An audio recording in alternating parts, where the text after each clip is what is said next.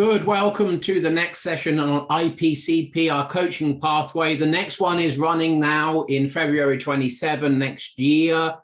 These videos to support you in understanding why you should be joining that.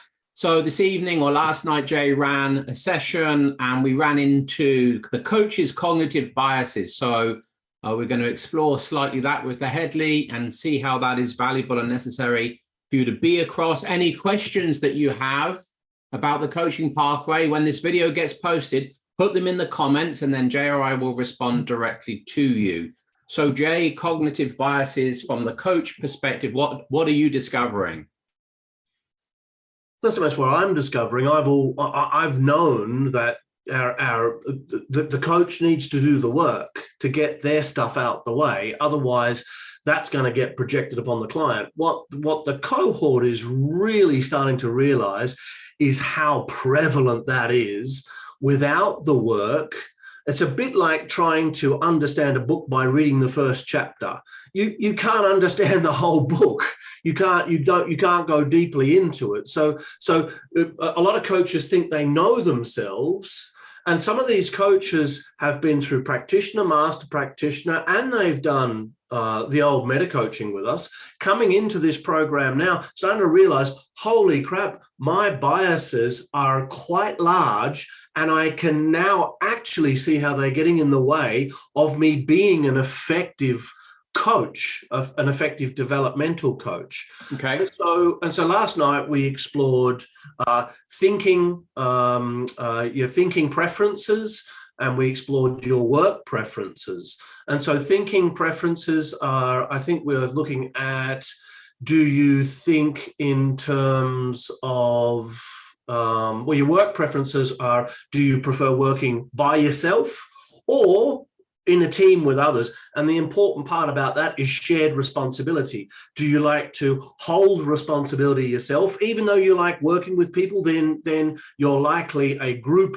worker than a team worker. If you like working with people and sharing responsibility, then you're definitely a team worker. And if you like to hold responsibility to yourself and you prefer to get things done on your own, then you're definitely individual. And so, you know, that we had lots of people who were team oriented, and lots of people who are extremely independent, individual oriented. Well, that's not really going to work for coaching. And as we explored that, people's faces and chins begin to drop, because it's like, oh, that's really getting in my way. I like to have responsibility. I don't like it to be shared between the client and myself. Well, that's going to facilitate over responsibility 101. And so the coach is going to start being responsible for the client. They're going to start thinking about what the client wants, how they want it. Am I delivering it? All that stuff's going to be going through their head time and time again.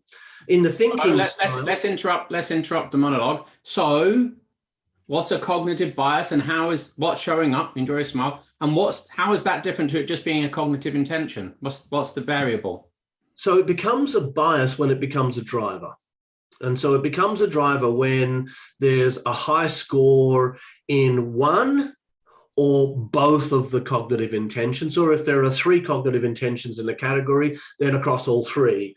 Then the category becomes a bias. Then it's a cognitive category bias, which is off the scale. Then it's part of your identity. It's part of your personality structure at that point. So hold on. Say more about off the scale. It's off the scale in terms of.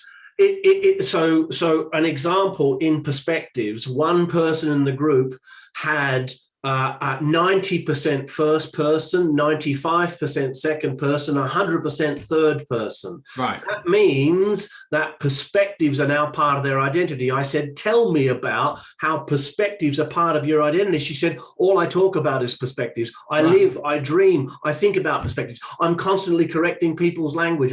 It's like it's part of her identity. That's why it's so strong across the category. So the whole category becomes a driver. How does that play out as a bias for that student particularly, without going into who that was? because they'll be constantly just coming back to perspectives. They won't be referencing anything else other than perspectives. They won't be referencing cognitive biases. They won't be referencing beliefs. They won't be referencing values. They'll just go, this is a perspective problem, because that's all there is. It's like tunnel vision. And so suddenly, well, that's your perspective, in his or her relationships, primary relationships. Well, that's your perspective, sweetheart. It's not my perspective. Can you hear how subjective that is? They're getting into arguments over whose perspective it is, because it's part of the identity structure now. Yeah. And so the bias is what, though? The bias is a category bias. Right.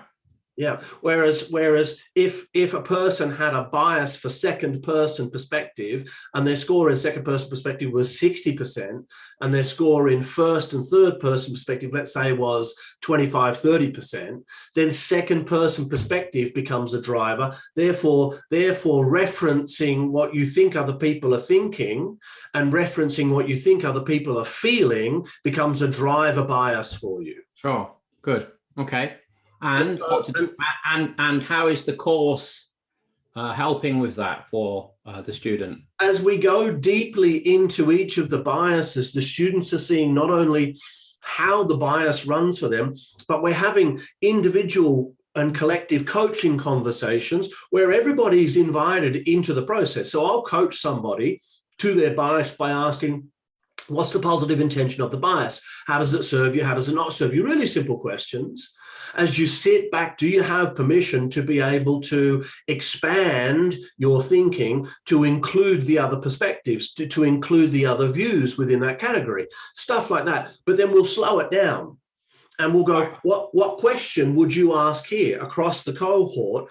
If you were this person, what's coming up for you? Who else has this bias? Right. What's coming up for you as I'm asking Bob these questions? What's coming up for you? What's coming up for you? What's coming up for you? What's coming up for you? And they're sharing. And that person who I'm coaching then's going, that's exactly what's happening for me. Oh my God, what that person said. And so we're collectively learning off, like in a group and team coaching experience, about these biases and how they play out, not only for the person who's being coached or the people who are involved, but also my partner does that. Oh my God, my partner says I do that. So awareness of these biases, unless you're aware of them, you're going to be projecting them onto your client unconsciously, which means you're outside of your awareness, and it seems as though you're being unbiased.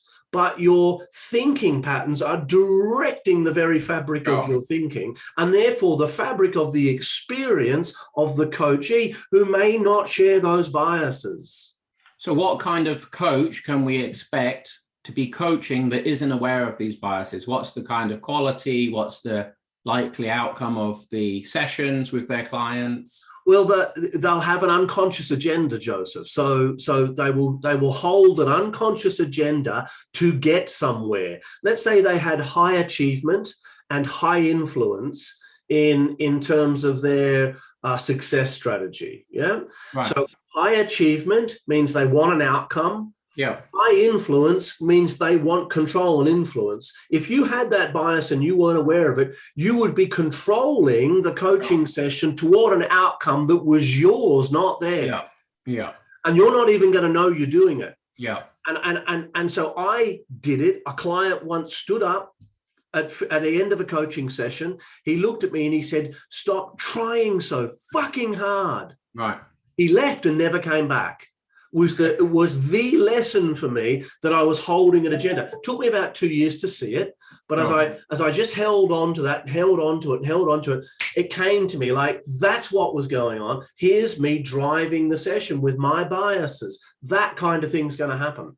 So as you can hear from our sharing here, we're very keen and we are very invested in making sure that as a coach, and particularly as an accredited coaching room coach, you're across a really clean, pure, and systemic approach to coaching. If that interests you, drop your questions in the comment section, or just really easy, come book on the course for next year, see Harriet.